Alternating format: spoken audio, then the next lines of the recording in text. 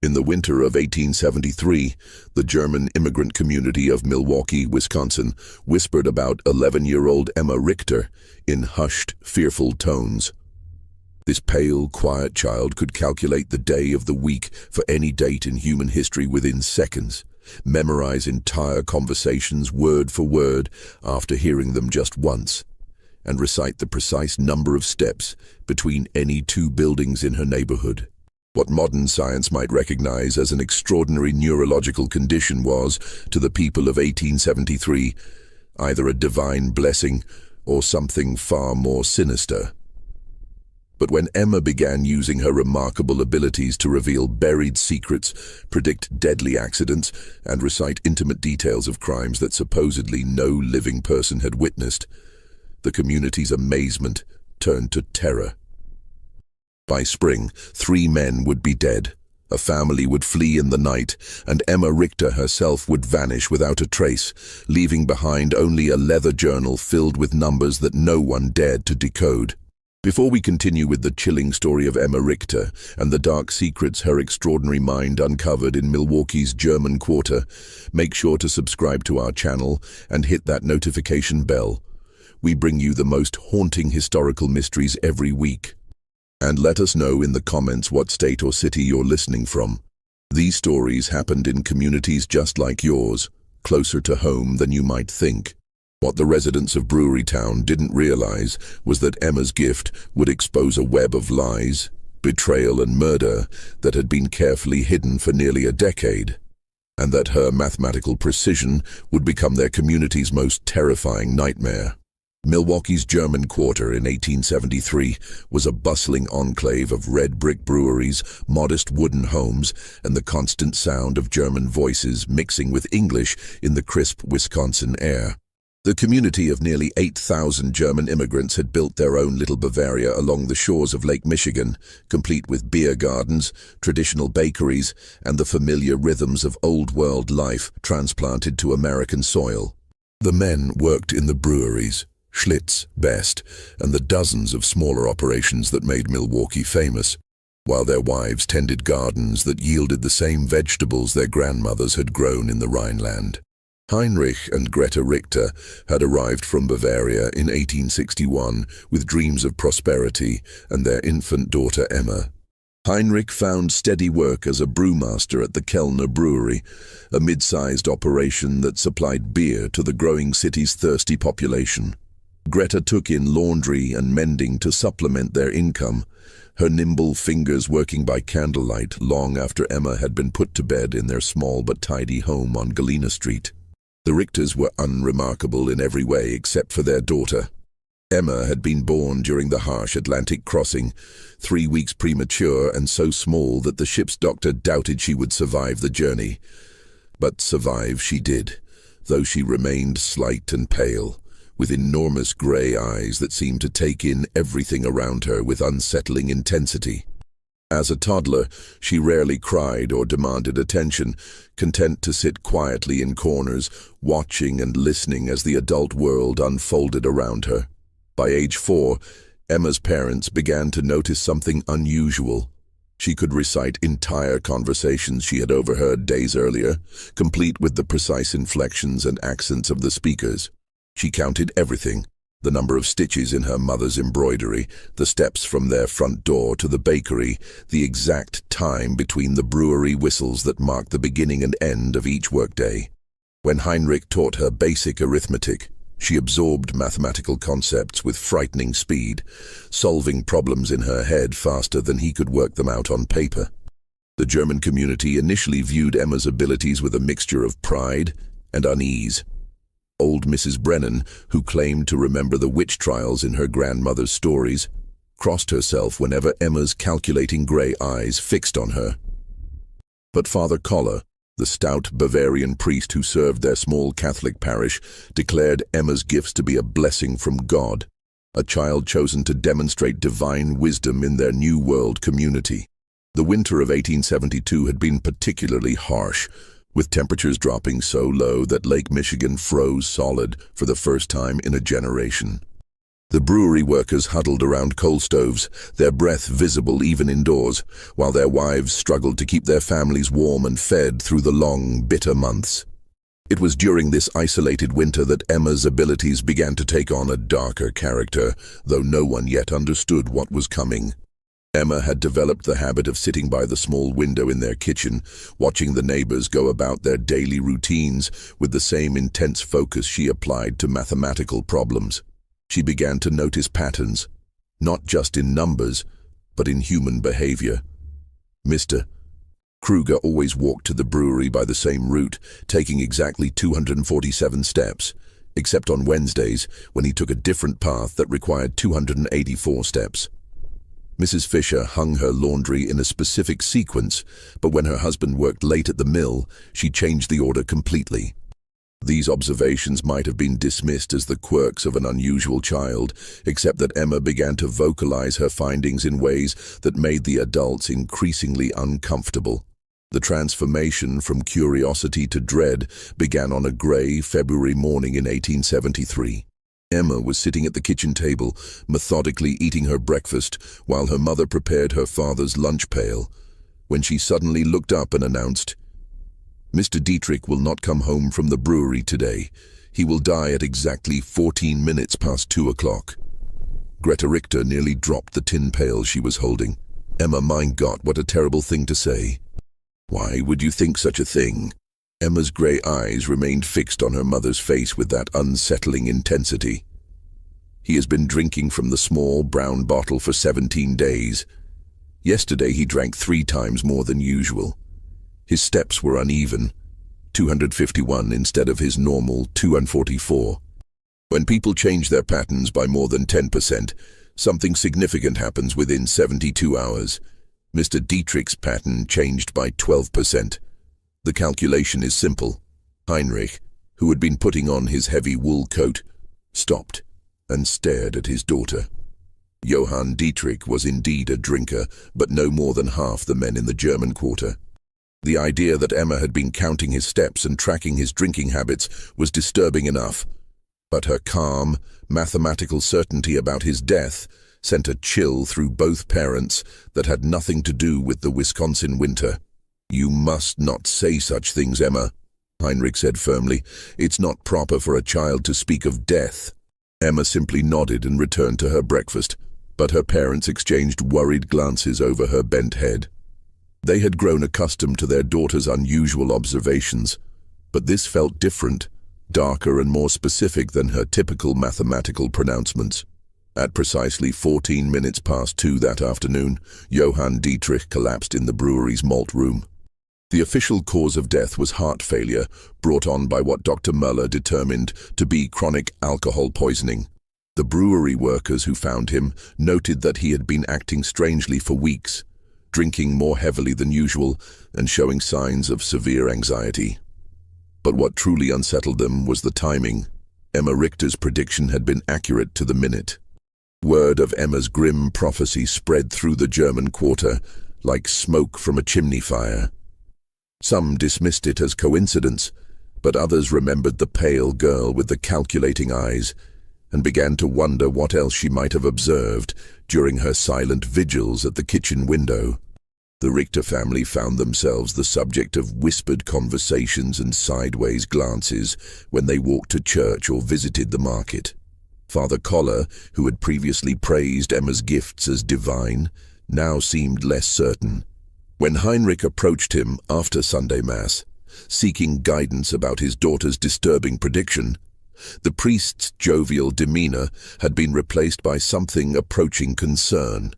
"Heinrich, my friend," Father Koller said, his Bavarian accent thick with worry. "Perhaps it would be best if young Emma spent less time watching the neighbors and more time with her prayers. The Lord gives us gifts, yes, but sometimes the devil can twist even the most innocent abilities toward darker purposes." This suggestion troubled Heinrich deeply. He had always been a practical man, more concerned with the science of brewing than the mysteries of faith. But even he could not dismiss the unsettling accuracy of Emma's prediction. That evening he sat his daughter down for a serious conversation.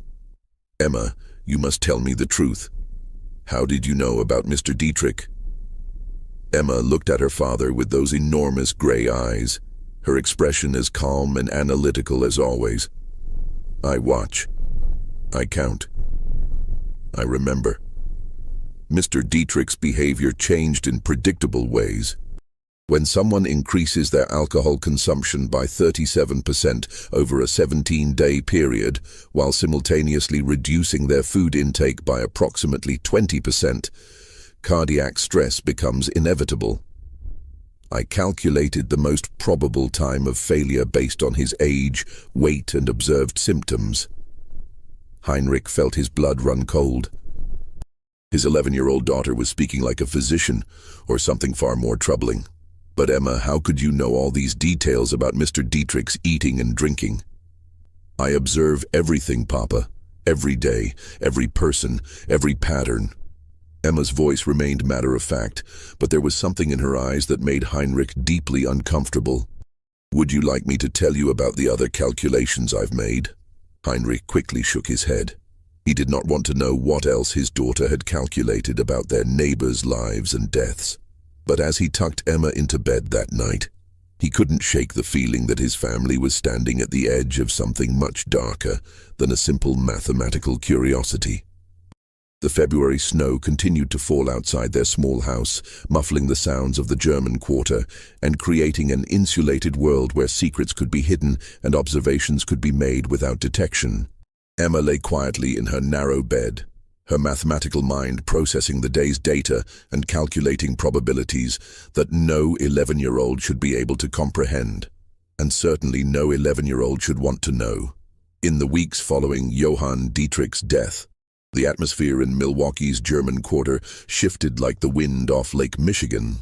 Emma continued her daily observations, but now her parents watched her with growing unease as she sat by the kitchen window, her gray eyes tracking the movements of their neighbors with mechanical precision. The child who had once been their pride had become a source of deep, gnawing worry. The brewing community was tight-knit by necessity. The men relied on each other for work, their wives for companionship during the long winters, and their children played together in the narrow streets between the red brick buildings. But Emma had never quite fit into this social fabric. While other children played games and told stories, she preferred to sit alone, counting and calculating and watching the world around her with that unsettling intensity. Greta began to notice that Emma's observations were becoming more detailed and more disturbing. The child would mention casually that Mrs. Weber had been meeting secretly with Mr. Kellner behind the brewery on Tuesday afternoons for 6 weeks, or that the Schneider family had been burying something in their back garden every Sunday after church.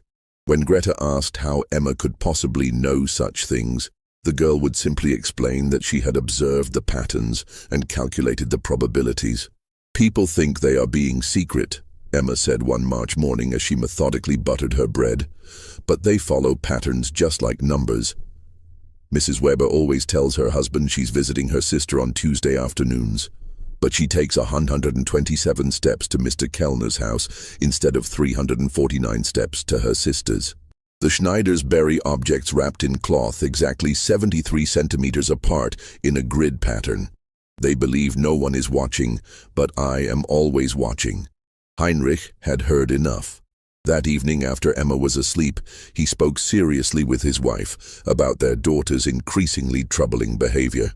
"Greta, this cannot continue. Emma is becoming unnatural. Children should not observe such things, and they certainly should not speak of them so coldly." Greta nodded, her hands trembling as she mended one of Heinrich's work shirts. "I'm frightened, Heinrich. Not of Emma, but of what people will think. Already the neighbors look at us strangely. Mrs. Brennan crossed the street yesterday when she saw me coming, and Father Koller. He has not visited us since Johann's death." Their fears proved justified when, 3 days later, Emma made another of her mathematical announcements. She was helping her mother prepare dinner when she suddenly stopped peeling potatoes and looked up with that familiar calculating expression. "Mrs. Weber will be discovered tomorrow at 11:30 in the morning. Her husband will find her with Mr. Kellner in the brewery office. There will be violence. Greta dropped her paring knife. "Emma, 9. You must not say such things." But Emma continued with the same mathematical certainty she applied to her arithmetic lessons. "Mrs. Weber has been arriving at the brewery 7 minutes earlier each week for 6 weeks. Mr. Kellner has been staying 33 minutes later each day. Tomorrow, Mr. Weber will return from his delivery route 47 minutes early because his horse is developing lameness in her left front leg. I have observed her gait deteriorating for 11 days. The convergence of these 3 variables makes discovery inevitable." Heinrich, who had been listening from the doorway, felt his chest tighten with dread. His daughter was not just observing their neighbors, she was predicting their futures with terrifying accuracy. "Emma, how do you know about Mr. Weber's horse?" "I count her steps when she passes our house. On March 1st, she favored her right legs 53% of the time. Today it was 68%. Tomorrow the lameness will be severe enough to slow the delivery route by 47 minutes, causing Mr. Weber to return early." The next day unfolded exactly as Emma had calculated. Wilhelm Weber discovered his wife Anna in a compromising position with brewery owner Ernst Kellner. The confrontation that followed left Kellner with a broken nose and 3 cracked ribs, while Anna Weber was beaten so severely that Dr. Müller had to be summoned. The scandal rocked the tight-knit German community, but what disturbed people even more was the growing realization that little Emma Richter had somehow predicted the entire sequence of events. Word spread quickly through the neighborhood. The pale girl with the mathematical mind had not only predicted Johann Dietrich's death, but had also foreseen the Weber-Kellner scandal with unsettling precision. People began to whisper about the strange child who sat at her window, watching and calculating and somehow knowing things that no child should know. The Richter family found themselves increasingly isolated. Former friends avoided them at church. Children were forbidden from playing near their house, and even the shopkeepers in the German quarter began to treat them with barely concealed suspicion. Heinrich's position at the brewery became tenuous. His fellow workers viewed him with unease, and Ernst Kellner, still recovering from his beating, made it clear that the Richter family was no longer welcome at company social events. But Emma seemed oblivious to the growing hostility around her. She continued her daily observations, her mathematical mind processing data and calculating probabilities with mechanical precision. She began keeping a leather journal, filling its pages with numbers, dates, and observations that her parents dared not read. The sight of their 11-year-old daughter bent over her calculations, writing in neat columns of figures, filled them with a dread they could not name. As winter gave way to spring, the isolation deepened. The German quarter that had once felt like home now seemed hostile and threatening. Heinrich began to consider the unthinkable, leaving Milwaukee, abandoning the life they had built, and starting over somewhere far from the whispers and the fear and the terrible accuracy of their daughter's predictions. But Emma was not finished with her calculations. The worst was yet to come, and her mathematical mind had already begun processing the data that would lead to the darkest secrets of all. As April arrived in Milwaukee, bringing with it the first tentative warmth after the brutal winter, Emma's journal grew thicker with her precise notations. The leather-bound book had become her constant companion, and she filled its pages with increasingly complex calculations that went far beyond simple mathematics. Her parents caught glimpses of charts tracking human behavior patterns, tables of numerical sequences they couldn't understand, and detailed maps of the German quarter marked with symbols and measurements. The community's fear of Emma had begun to manifest in more concrete ways.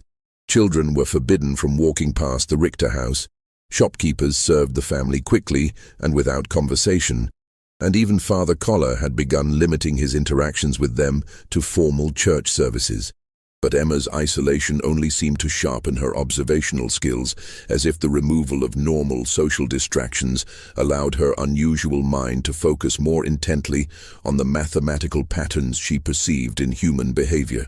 Dr. Friedrich Müller, the community's physician, had grown increasingly curious about Emma's abilities. Unlike the superstitious whispers of the neighbors, Dr. Muller approached the situation with scientific interest. He had studied medicine in Berlin before immigrating to America and had encountered cases of unusual mental capabilities in his practice. When Heinrich Richter approached him privately, seeking medical advice about his daughter's condition, Dr. Muller agreed to examine Emma. The examination took place on a rainy Thursday morning in Dr. Muller's office above the pharmacy on Water Street.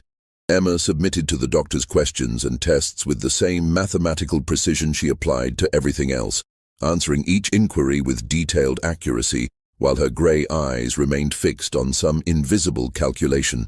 "Emma," Dr. Muller said in his accented English, "your father tells me you can predict when certain events will happen.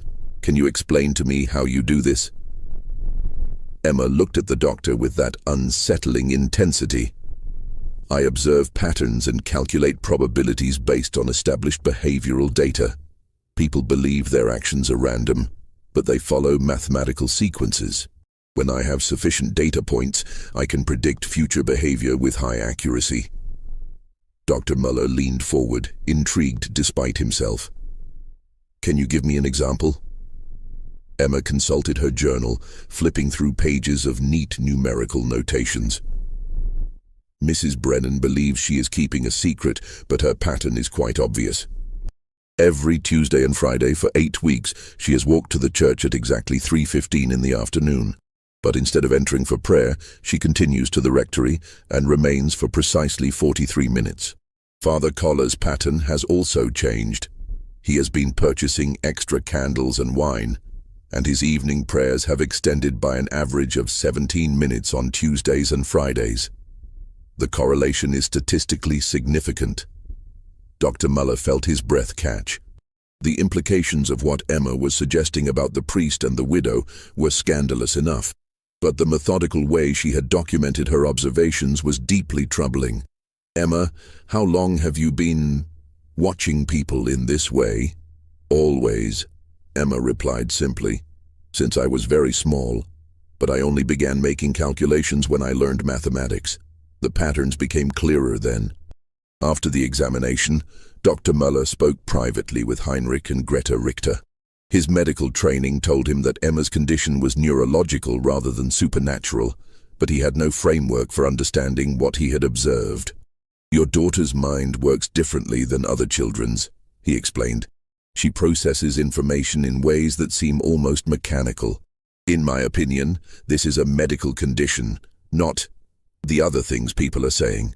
But even Dr. Muller's scientific perspective couldn't diminish the growing dread that surrounded Emma's predictions. 2 days after his examination, Emma made another of her calculated announcements. "There will be a fire at the Zimmerman house on Sunday evening. It will start at 8:47 and spread to 3 adjacent buildings before the volunteer fire brigade can respond. Mr. Zimmerman will not survive." Heinrich felt the familiar chill that accompanied his daughter's predictions. "Emma, you must not say such things. How could you possibly know about a fire?" Emma consulted her journal. "Mr. Zimmerman has been drinking lamp oil mixed with whiskey for 12 days. I observed him purchasing both items in quantities that exceed normal household use. His wife left for Chicago to visit her sister yesterday, which follows the pattern of wives leaving before significant domestic incidents occur. The chimney on their house has structural damage that I calculated based on the angle of smoke emission and the pattern of soot deposits. The probability of fire is 93%. Greta began to weep softly. The clinical way Emma discussed potential tragedy, as if human suffering were simply another mathematical problem to be solved, frightened her more than any supernatural explanation would have. This was her child, but she no longer recognized the cold precision in Emma's voice or the mechanical way she processed human pain. Heinrich made a decision that would haunt him for the rest of his life. He decided to warn Franz Zimmermann about Emma's prediction, hoping that preventive action might save a life and perhaps demonstrate that his daughter's calculations could be used for good rather than simply predicting disaster. He found Zimmermann at the brewery Saturday evening, stumbling drunk and reeking of the lamp oil Emma had mentioned.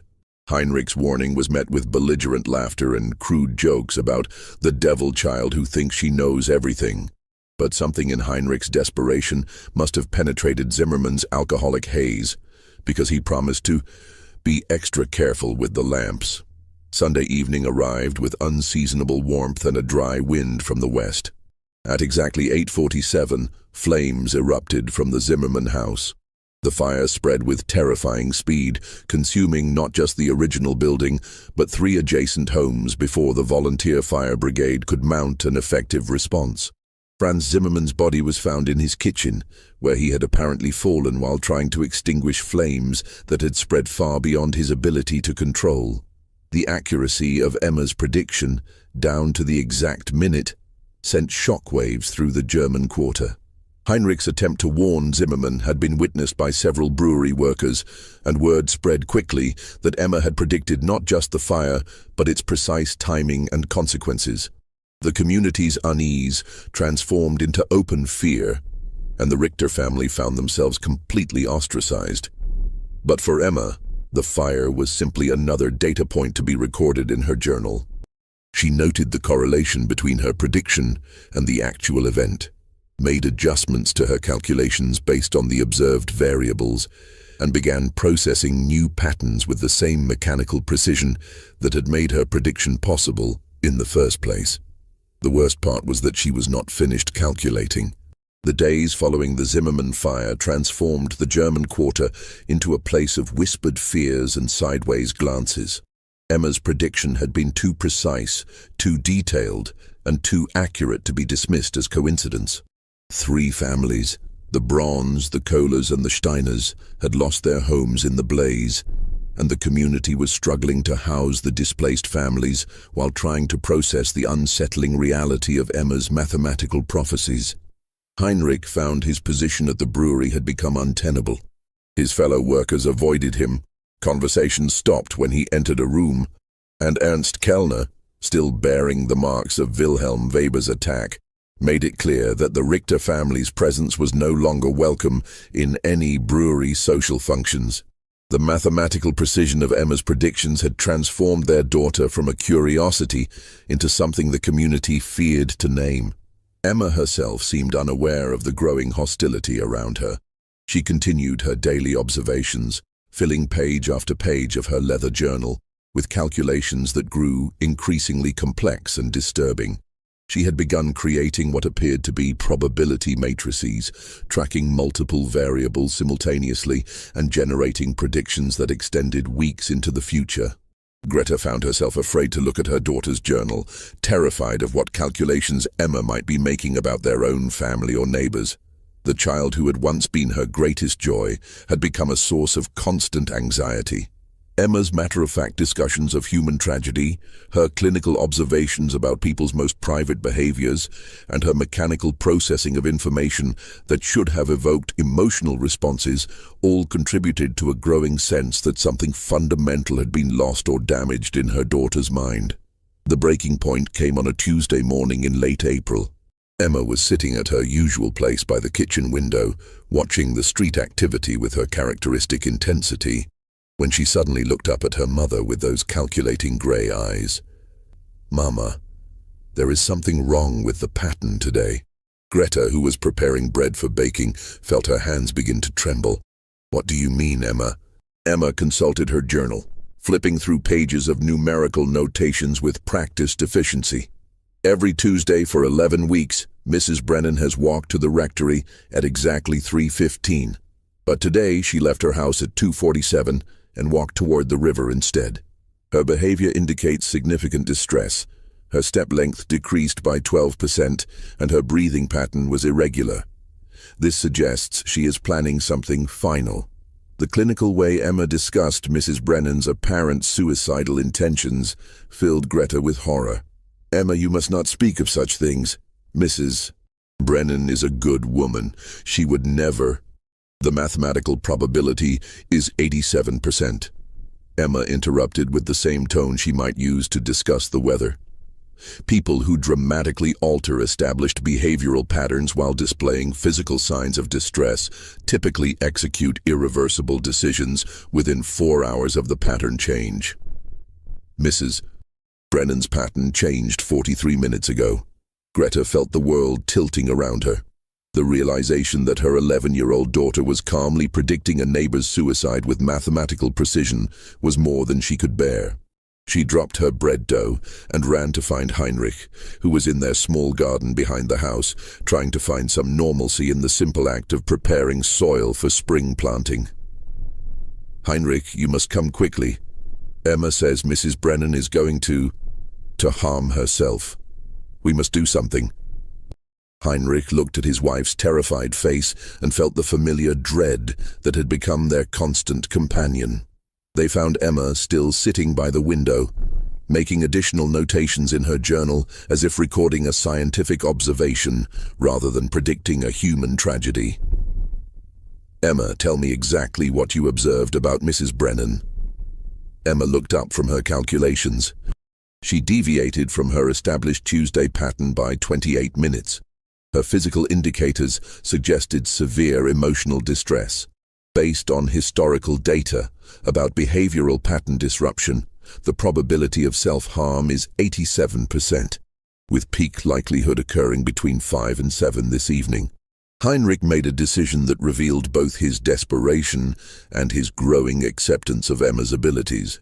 He left the house immediately and went searching for Margaret Brennan, following the route toward the river that Emma had indicated. He found the elderly widow standing on the dock where the fishing boats tied up, staring into the dark water with an expression of profound despair. "Mrs. Brennan," Heinrich called softly, approaching carefully so as not to startle her. "Are you all right?" The elderly woman turned toward him, her eyes red with tears. "Heinrich, what are you doing here?" I was concerned about you. You seem troubled lately." Mrs. Brennan's face crumpled. "I cannot bear it any more, Heinrich. The shame, the whispers, the knowledge that everyone knows about my weakness. Father Koller says it is sin, but I cannot help what I feel for him. Better to end it than to live with this disgrace." Heinrich realized with growing horror that Emma's observations about Mrs. Brennan and Father Koller had been accurate, and that the elderly woman was indeed contemplating suicide rather than face the scandal. He spent the next 2 hours talking Margaret Brennan away from the river, convincing her that shame was not worth dying for and that the community's judgment would eventually fade. When he returned home that evening, he found Emma making final notations in her journal. "Mrs. Brennan did not follow through with her plan," she observed clinically. "The intervention changed the probability calculation. I will need to adjust my variables for future predictions involving third-party interference." Heinrich stared at his daughter in disbelief. Emma had somehow observed and calculated a suicide attempt that had not yet occurred, and now she was treating his intervention as simply another data point to be incorporated into her mathematical models. The realization that his 11-year-old daughter was not just predicting tragic events, but studying human suffering with scientific detachment filled him with a horror he could not name. That night, as Emma slept peacefully in her narrow bed, Heinrich and Greta made a decision that would change their lives forever. They could not continue living in Milwaukee. Emma's abilities, whatever they were, had made their life in the German quarter impossible.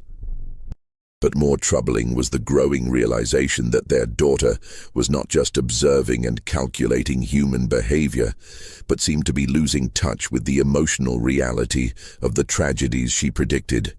They began making quiet plans to leave Wisconsin, to find someplace where Emma could live without being feared, and where her unusual mind might find a different outlet. But Emma was not finished with her calculations, and the most disturbing revelations were yet to come.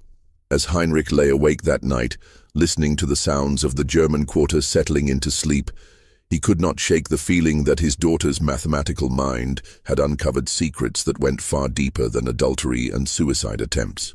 The precision of her observations, the clinical way she discussed human tragedy, and the growing complexity of her calculations all suggested that Emma had been watching and recording far more than anyone realized. And the most terrifying part was that she was still calculating. The revelation that would expose the darkest secret of Milwaukee's German Quarter came on the first day of May, 1873. Emma had been making increasingly complex calculations in her journal, creating elaborate charts that tracked the movements and behaviors of virtually every adult in their community. Her parents had begun packing their belongings in preparation for leaving Wisconsin, hoping to escape before Emma's next prediction could destroy more lives. But that morning, as spring sunlight streamed through their kitchen window, Emma made an announcement that would shake the very foundations of their community. "Papa," she said, looking up from her journal with those calculating gray eyes, "I need to show you something important. My calculations have revealed a pattern that explains everything." Heinrich, who had been dreading this moment for weeks, reluctantly sat down across from his daughter. Emma opened her journal to a section filled with detailed charts, maps, and numerical sequences that looked more like the work of a trained investigator than an 11-year-old child. "For 26 months, I have been observing and recording the behavior patterns of 43 adults in our community," Emma began with her characteristic clinical precision.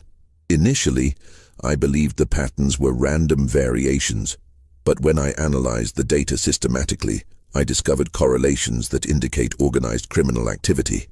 Heinrich felt his blood run cold. "Emma, what are you saying?" Emma consulted her charts with the methodical precision of a mathematics professor. 7 men in our community have been meeting secretly every Wednesday at midnight in the basement of Kellner's brewery. I calculated their movement patterns based on observed deviations from normal behavior, timing inconsistencies in their stated activities, and physical evidence of their gatherings. She pointed to a detailed map of the German Quarter marked with symbols and measurements. "Mr. Steinberg tells his wife he works late on Wednesday nights, but he leaves the mill at exactly the same time as the other 6 men and walks to the brewery using a route that avoids the main streets. The pattern has been consistent for 26 months. With only 3 exceptions that correlated with illness or family emergencies." Heinrich stared at the map, recognizing the names Emma had marked. Wilhelm Weber, Franz Kellner, Ernst's brother, Hans Zimmermann, Franz's cousin, Otto Steinberg, Klaus Brennan, Margaret's deceased husband until 3 months ago, Gustav Wolf, and Hermann Kruger. "Emma, how could you possibly know about secret meetings?" "I observe everything, Papa. Every night, every movement, every deviation from established patterns." Emma turned to another page filled with numerical calculations. "But the meetings are not the most significant discovery. My calculations indicate these 7 men have been involved in systematic theft from the brewery operations, with estimated losses of approximately $47,000 over 26 months. Heinrich's hands began to tremble. The sum Emma mentioned represented more money than most families in the German Quarter would see in a lifetime. "How could you calculate such a thing?" Emma's explanation was delivered with the same mathematical precision she applied to all her observations.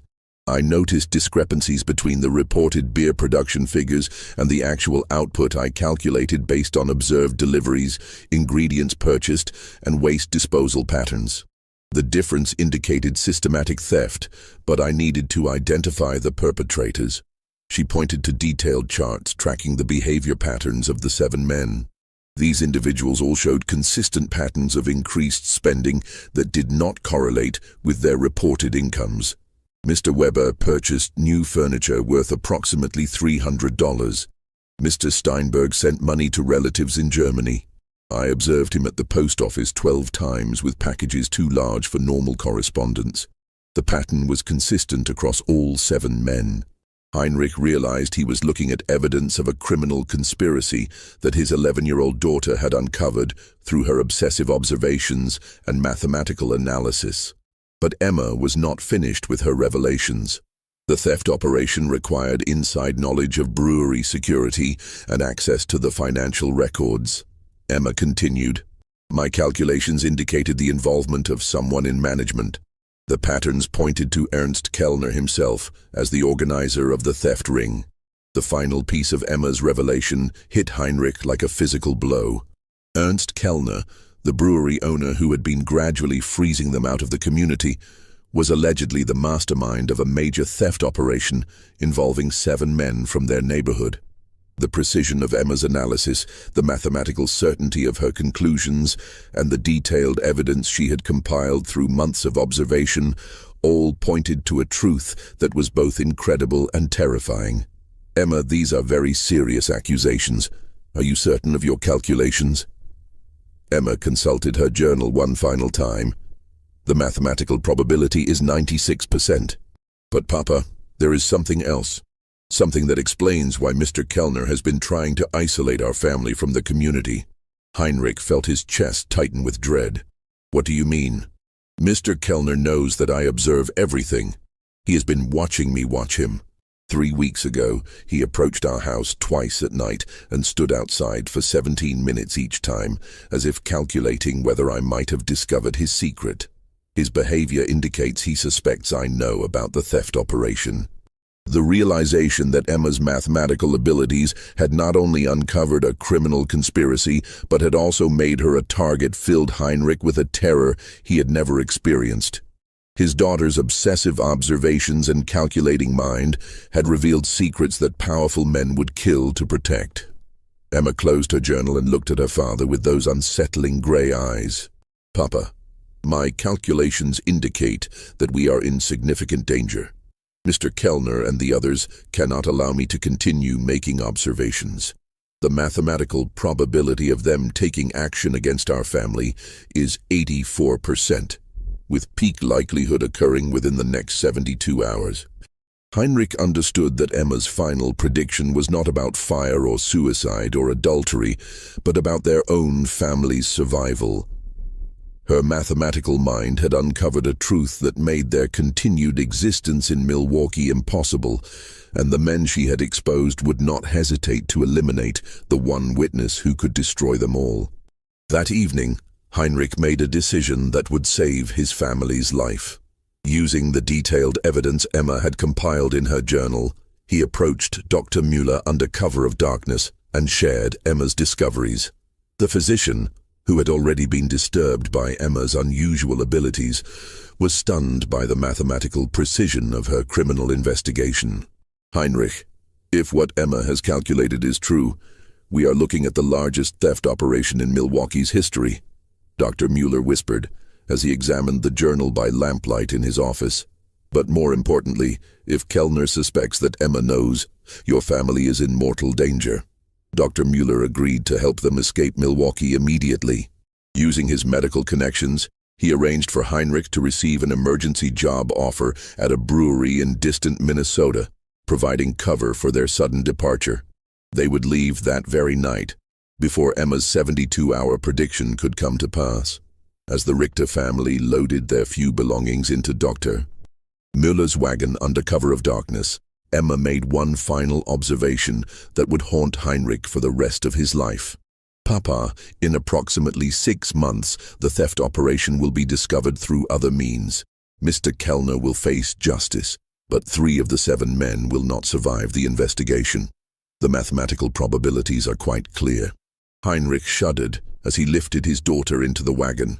Even as they fled for their lives, Emma was calculating the future consequences of the conspiracy she had uncovered. Her prediction would prove accurate in every detail. By winter, a federal investigation would expose the theft ring, Ernst Kellner would be arrested and convicted, and 3 of his accomplices would die under suspicious circumstances that were never fully explained.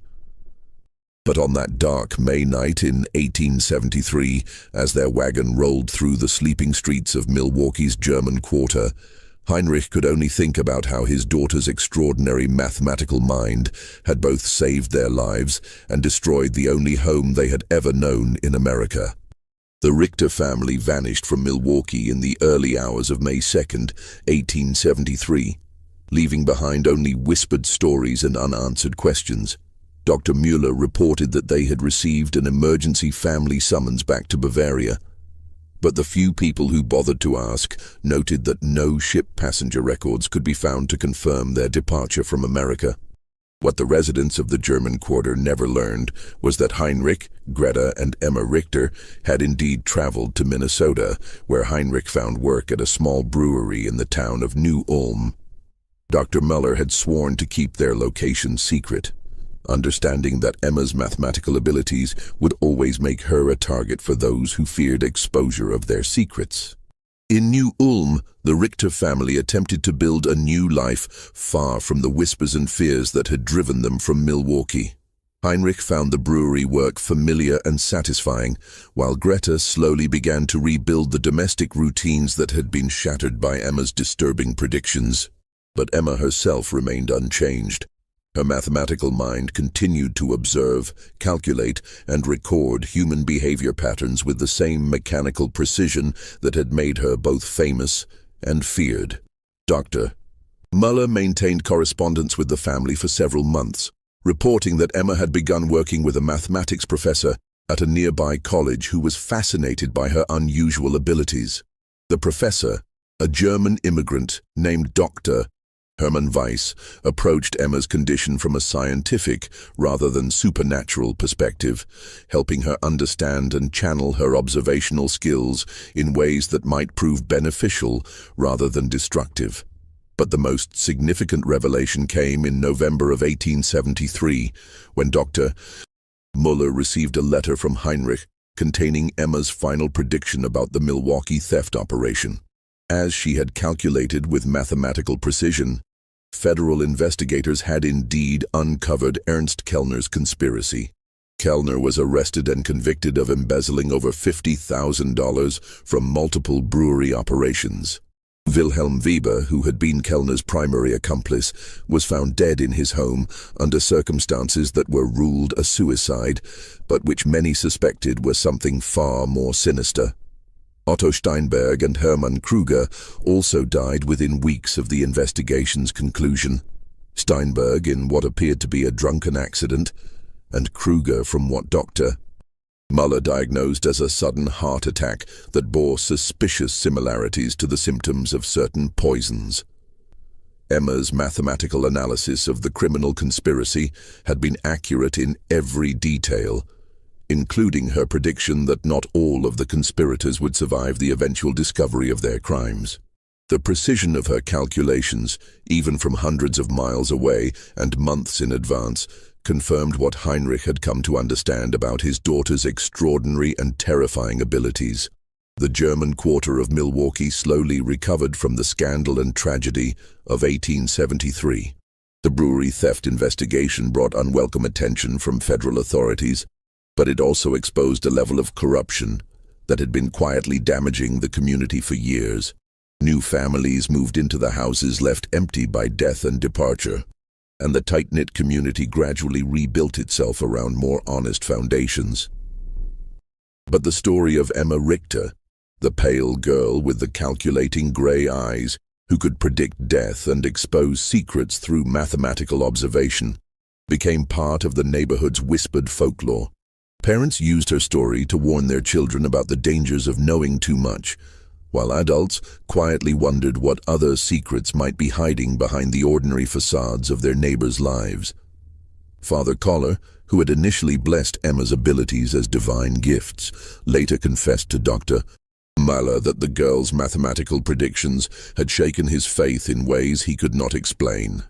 The priest had begun to question whether some knowledge was too dangerous for human minds to possess, and whether Emma's condition represented a blessing or a curse that had been visited upon their community. Just when we thought we'd seen it all, the horror in Milwaukee's German quarter intensifies. If this story is giving you chills, share this video with a friend who loves dark mysteries, hit that like button to support our content, and don't forget to subscribe to never miss stories like this. Let's discover together what happens next in the most disturbing historical cases America has to offer. Dr. Muller's final letter to the Richter family was written in the spring of 1874, nearly a year after their departure from Milwaukee. In it, he reported that the German quarter had largely returned to normal, but that Emma's story continued to circulate in whispered conversations among the older residents. He also shared a disturbing development that had emerged during the federal investigation of the brewery theft. government investigators had discovered that Emma's journal, which Heinrich had left with Dr. Müller as evidence, contained mathematical calculations that extended far beyond the immediate criminal conspiracy. Emma had apparently been tracking and analyzing behavioral patterns throughout the entire German immigrant community, creating detailed profiles of dozens of families and predicting future events with remarkable accuracy. The federal investigators, trained in criminal analysis, were both impressed and disturbed by the sophistication of Emma's observational methods. "Your daughter's mind works in ways that professional investigators might envy," Dr. Müller wrote.